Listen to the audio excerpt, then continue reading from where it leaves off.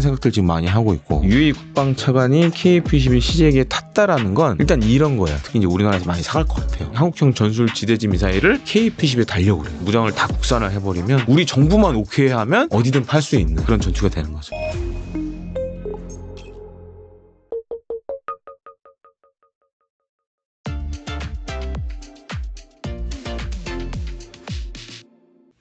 그리고 도널드 투스크 폴란드 총리가 2027년에 나토 회원국과 러시아 사이에 대규모 무력 충돌이 발생할 수 있다라고 언급을 했거든요. 네. 뭐 그래서 언론에 따르면 보니까 이미 핀란드와 발트 3국, 폴란드 등 나토 5개국 회원국이 러시아와 이 국경 지대에 맞대고 네. 있는데 군비를 대폭 확충해서 지뢰를 매설할 계획이며 러시아 역시 이 분쟁 가능성을 대비해서 최신 무기를 비축해 놨다라고 하는데 실제 이 분쟁으로 치달을 수 있을지 어떻게 보세요?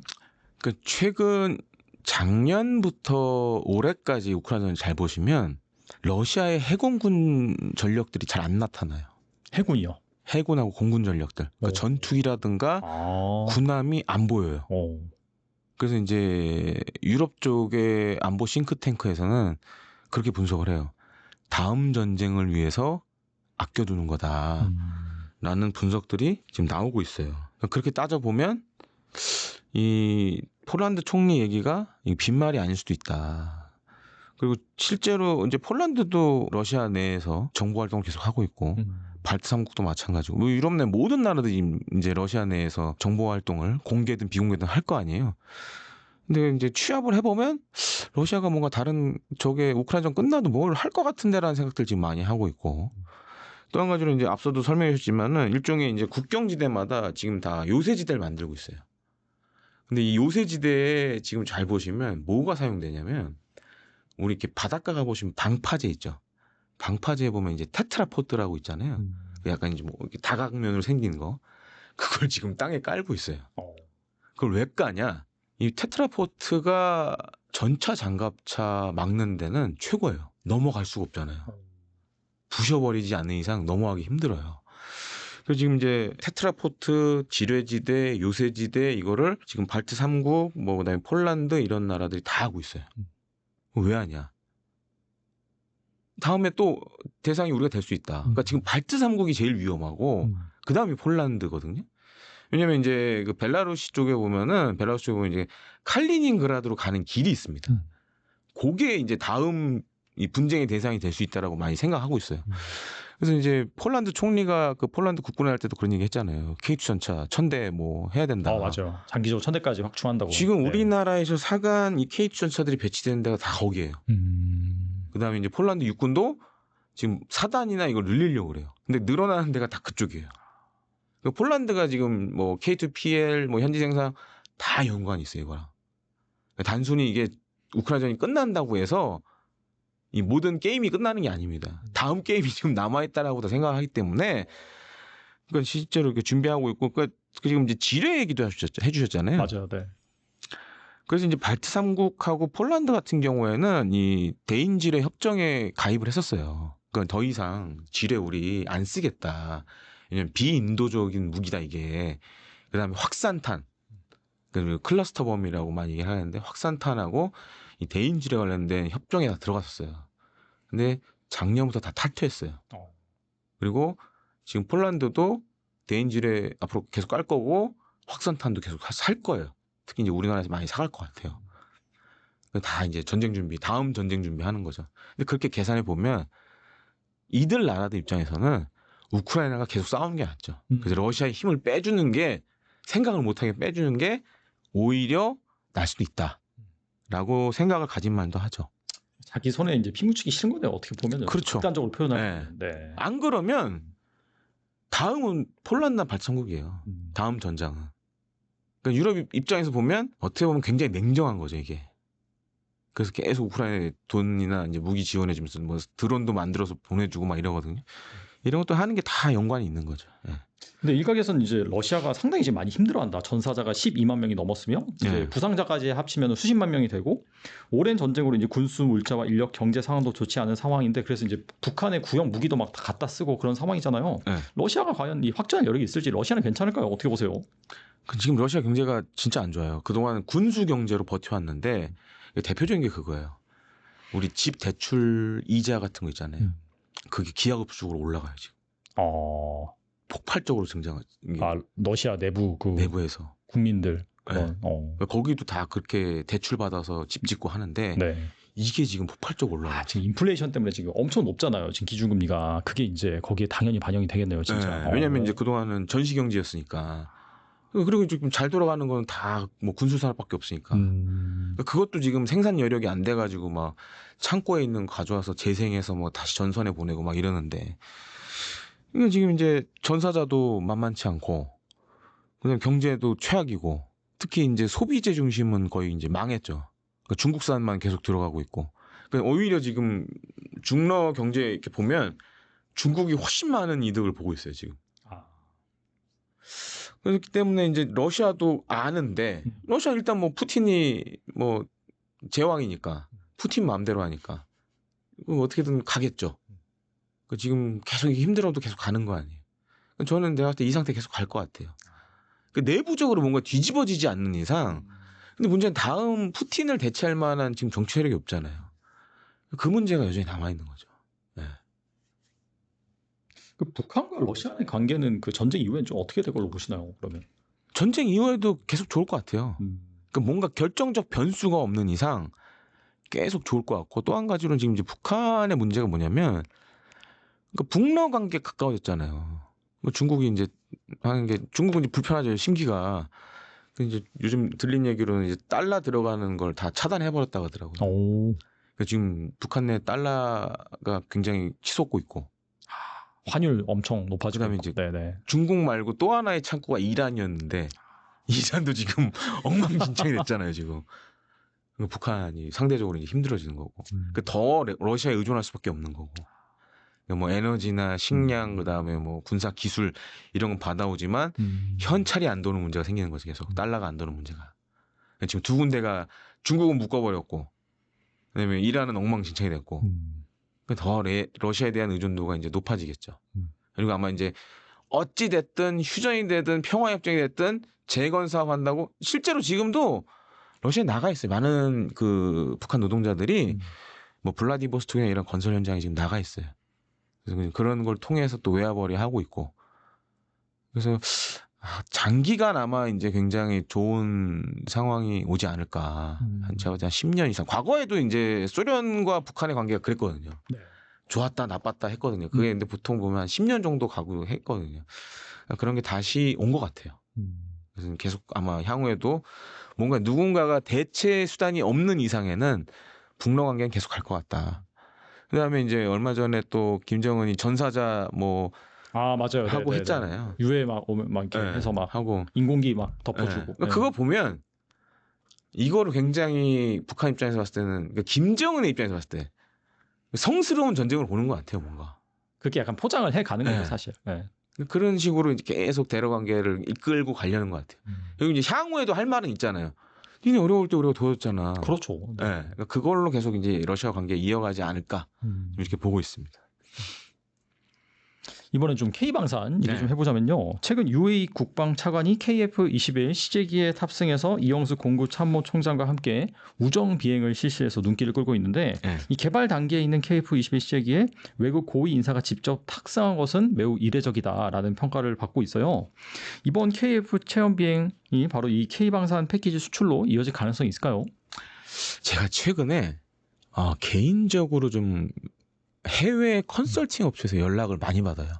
진짜요? 어떤 그런 내용으로요? 특히 이제 우리나라 이제 방산 업체 관련된 걸로 문의가 많이 와요. 그래서 이렇게 인터뷰를 해줄 수 있냐, 뭐 시간당 얼마를 줄 테니 인터뷰를 해줄 수 있냐, 이런 게 많이 와요. 근데 그런 이제 국내 방산 업체 중에 하나가 한국항공우주산업, 지금 KF-21을 만드는 카이도 많이 좀 물어보더라고요. 그래서 요즘에 보시면 이제 이게 UAE 국방차관이 KF-21 시제기에 탔다라는 건 일단 이런 거예요. 우리 관심이 있어. 그리고 제가 알고 있기로는 우리가 한 23년도부터 우리 정부와 카이가 UAE의 KF-21 브리핑을 한 걸로 알고 있어요.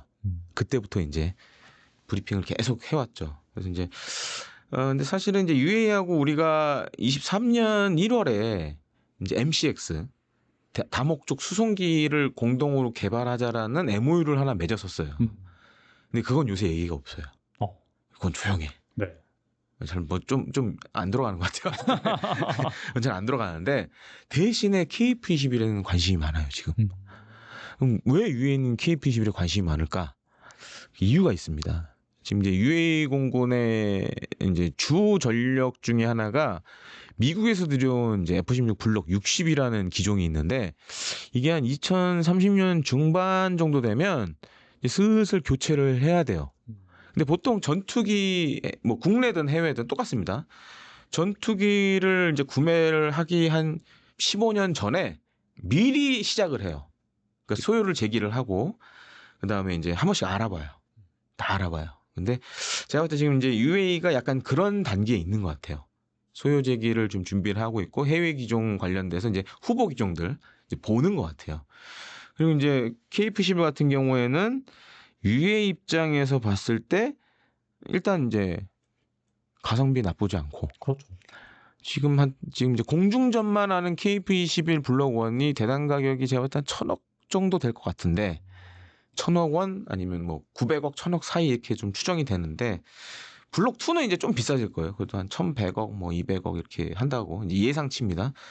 그래도 유럽 파이터 뭐 타이푼이나 라팔보다는 싸. 그리고 UAE가 좀 할 수 있는 여지들이 좀 있어요. 그래서 이제 뭐 전에 이제 폴란드 PGZ도 23년도에 이제 그때 와서 그런 얘기가 있었어요. 이제 좀 우리 KF-12 블록 2에 좀 같이 들어올 생각이 없냐. 그리고 최근에 또 폴란드 공군 참모총장이 또 와서 또 탔잖아요. 맞아요. 네. 지금 이제 폴란드 공군도 전투기 사업이 있어요. 32대 정도 새로 사야 되는 사업이 있어요. 그러니까 우리 지금 K 방산으로 뭐 K2, K9 자주포 그다음에 뭐 F-50 사고 처음 샀지만 지금 지상군도 늘려야 되지만 공군도 늘려야 돼요. 지상군을 지원해야 되는 만큼 공군도 늘어나야 되기 때문에. 그래서 지금 이제 32대 소요가 있다라는 거는 23년도부터 확인이 됐어요. 폴란드 공군 참모총장이 와서 탔다라는 건 관심이 있다. 후보 기종 중에 하나다라고 생각하시면 될 것 같아요. 그러니까 지금 UAE나 폴란드나 잠재적인 후보 기종 안에 KF-21은 들어가 있다. 다만 이제 지금 블록 1은 사실 해외 시장에서 경쟁력이 있다라고 보기엔 어려워요. 왜냐면 공중전 하나밖에 안 되니까. 근데 경쟁 기종들은 뭐 공대공, 공대지, 공대함, 정찰 뭐 이런 거 다 하니까. 그래서 이제 블록 2가 사실은 핵심이다. 그래서 지금 이제 카이나 우리 정부 입장에서도 바라는 게 뭐냐면 이제 블록 2 개발이 본격화가 됩니다. 좀 들어와라. 들어와서 좀 투자 좀 하시고 살 때 좀 사가라. 약간 이런 전략을 갖고 있어요. 그래서 와서 지금 탄 것도 좀 그렇게 좀 어필을 하는 걸로 이렇게 보여집니다. 문의가 또 오고 그런 식으로 진행이 되다 보면은 UAE 그 국방 차관뿐만 아니라 다른 나라의 고위급 인사도 와서 또 탈 수도 있는 그런 이벤트가 발생할 수도 있겠네요, 진짜. 그러니까 지금 어떻게 보면 시제기 단계에서 사실 태우는 거는 좀 리스크가 있거든요. 그럼에도 불구하고 이렇게 타는 사람도 좀 불안할 수도 있고 타라고 권유하는 사람도 불안할 수가 있는데 그렇잖아요. 이게 뭐 양산된 게 아니니까 자동차도 막 비유하면 이제 그야말로 프로타입인데 그렇죠. 거기 이제 타는 게 사고 날 수도 있는 거 아니야? 이제 근데 사실 이제 KF-21이 시제기임에도 불구하고 어느 정도 성숙이 돼 있다. 믿음이 있으니까 타는 거죠. 그런 점들도 있고 다만 이제 이 UAE는 이 중동 국가들은 그 축구 좋아하시는 분 아실 거예요. 침대 축구 하잖아요. 무기 살 때도 그래요. 그러니까 이제 우리 천공2 UAE 수출되는데 정확히 10년 걸렸어요. 세일즈 한 데만 10년 걸렸어요. 이제 많은 분들이 좀 오해를 하시면 안 되는 게 이게 탔다고 해서 얘네들이 바로 사는 건 아니다. 한 얘네들은 굉장히 오래 봐요. 그러니까 옛날에 우리가 T-50을 이제 UAE 수출하려고 했는데 그때도 뭐 T-50이 UAE까지 날아가고 뭐 그 두바이도 막 상공에서 비행하고 했는데 안 샀어요, 결국에는. 그래서 중동은 정말 그 뭐 그렇잖아요. 인샬라 이러잖아요. 정말 오래 기다려봐야 돼요. 네. 근데 다만 긍정적으로 볼 거는 어쩌면 10년 뒤엔 얘네가 살 수도 있다. 네. 그런 측면에서는 타보고 하는 건 굉장히 중요하다. 그리고 KF-12 블록 2에 좀 이렇게 개발 투자도 할 가능성도 좀 있고 만약에 산다 그러면 선행 투자를 좀 할 수도 있고 그런 점은 긍정적으로 보여집니다. 블록 2나 뭐 그 단계에서 살 수도 있겠네요. 그렇게 되면 진짜. 그 블록 2가 빨리 공군의 전력화가 돼야 한 수출 시장에 경쟁력이 있어요. 예. 그리고 KF-21의 핵심 무장으로 개발 중인 장거리 공대지 유도탄인 천룡이 최근 첫 비행 중 안전 분리 시험에 이제 성공했습니다. 사거리 500km 이상, 스텔스 설계, 램제트 추진 등 첨단 기술이 적용된 예정인데 기존의 독일제 타우러스와 비교했을 때 어떤 부분에서 좀 차별화된 경쟁력이 있을까요? 그러니까 우리나라에서는 막 타우러스가 거의 전지전능한 무기로 약간 뻥튀기 돼서 소개가 됐는데 사실은 그렇지 않아요. 그 타우러스가 몇 가지 단점이 있어요. 그러니까 첫 번째 단점이 뭐냐면 보통 이제 전투기에 장착돼서 이제 써야 되잖아요. 그렇죠. 네. 그러니까 장착되기 전에 연료를 넣어줘야 돼요. 그러니까 이 터보팬 엔진을 쓰는데 그러니까 사실 비행체입니다. 이게 순항미사일이라는 게. 그러니까 이제 타우러스 문제가 장착하기 전에 연료를 넣어줘야 되는 문제가 있었고 또 한 가지로는 지금 방식이 옛날 방식이에요. 그러니까 요즘 이제 나오는 이제 장거리 공대지 유도탄들은 기본적으로 미사일 외형을 스텔스화 시킵니다. 그래서 적의 레이더에 잡힐 확률을 확 줄여버려요. 근데 이제 타우러스는 그렇게 만든 미사일이 아니다 보니까 적어도 침투 비행을 해야 돼요. 그러니까 막 산을 타고 아니면 산을 우회하거나 막 낮은 고도로 이렇게 날아가야 돼요. 근데 그거를 사전에 다 입력을 해줘야 돼요.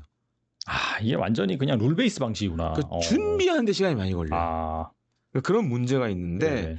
우리나라가 만든 지금 이제 국가연에서는 천룡이라고 부르고 방위사업청에서는 장거리 공대지 유도탄 2차 사업이라고 부릅니다. 그래서 장공지2라고 많이 불러요. 이거 같은 경우에는 일단은 이제 사거리는 뭐 500km 이상 되고 가장 중요한 거는 연료를 갖고 있어요. 그러니까 연료를 보관하는 형태예요. 그냥 전투기에 달기만 하면 돼요. 그리고 이건 추정이지만 이제 스텔스 설계가 완벽하게 돼 있기 때문에 굳이 이렇게 막 사전에 입력하고 할 필요 없어요. 그냥 좌표만 집어넣어주고 각도만 진입하는 각도만 넣어주면 자기가 알아서 가서 이제 터지는. 그리고 우리나라가 이제 사실 이제 벙커버스터 기능 요거는 세계적 수준을 자랑합니다. 그러니까 지금 뭐 작년에 나왔던 현무5는 뭐 세계 최대의 벙커버스터 탄도미사일이고 뭐 전술지대지 미사일 이런 것도 다 벙커버스터 기능이 있고. 그래서 우리나라 같은 경우에는 일단은 지하 깊숙이 들어가서 열 압력탄이 빵 터지는 형태를 많이 써요. 그러니까 그런 기술이 이제 천룡에 들어가겠죠. 그럼 이제 타우러스 못지않은 관통력과 살상력을 가지고 있고. 그래서 사실은 이게 천룡이 중요한 게 뭐냐면 KF-21은 전투기잖아요. 싸우는 무장이 전투기 성능만큼 중요해요. 그래서 이게 있으면 사실 이제 수출할 때 도움이 많이 되죠. 그러니까 지금 이제 프랑스 뭐 라팔이나 유로파이터 타이푼도 그래요. 타이푼도 우리 타우러스 달아. 뭐 라팔은 우리는 스톰 섀도우 뭐 스칼프 이지 달아. 그러니까 장거리 타격이 가능해. 그런데 우리 KF-21도 천룡이 이제 장착 전력화가 되면 그렇게 이제 수출 시장에서 세일즈 포인트가 되는 거죠. 그래서 그런 측면에서 굉장히 중요하다라고 할 수 있겠습니다. 이 공대지 미사일을 자체 개발한 국가도 많이 없죠? 결과적으로. 많이 없죠. 근데 그리고 이제 또 한 가지 지금 하려고 하는 게 최근에 잘 보시면 이제 극초음속 미사일이 전투기에 많이 이제 달릴 예정입니다. 그래서 지금 이제 KF-21도 뭐 이제 모 의원실 발로 나왔지만 우리가 이제 폴란드에 수출한 미사일이 하나 있어요. 한국형 이제 전술지대지 유도무기라고. 근데 얘는 이제 수출명이 CTM-290인데 사거리 290km짜리 이 지대지 미사일을 우리가 처음 팔면서 폴란드에 같이 수출했어요. 지금 하려는 게 뭐냐면 이 한국형 전술 지대지 미사일을 KF-21에 달려고 그래요. 그러면 사거리가 한 150km 되는 게 전투기에 쏘면 한 2배로 늘어납니다. 늘어나고 또 한 가지로는 높은 고도에서 쏘잖아요. 그럼 낙하할 때 마하 5 이상으로 떨어져요. 그냥 초음속이 아니 극초음속이네. 네, 극초음속에 가까운 속도로 떨어지기 때문에 이제 요것도 KF-21에 하려고 그래요. 그러니까 KF-21이 이제 블록 2가 나와서 이제 수출을 하려고 그럴 때 중요한 게 뭐냐면 무장이에요, 무장. 그래서 이제 무장을 어떤 걸 많이 다냐. 그리고 지금 이제 KF-21의 또 한 가지 문제가 공대공 이제 전투기 잡는 무장들이 다 해외 거예요. 유럽 거. 근데 무장도 이렇게 만약에 우리나라가 KF-21 팔 때 이런 거 다 그 나라 수출 승인 받아야 돼요. 근데 만약에 이제 무장을 다 국산화 해버리면 그런 일을 이제 필요가 없는 거죠. 그만큼 이제 우리 정부만 오케이 하면 어디든 팔 수 있는 그런 전투가 되는 거죠. 아무튼 이 KF-21의 무궁무진한 발전을 좀 기억해 보면서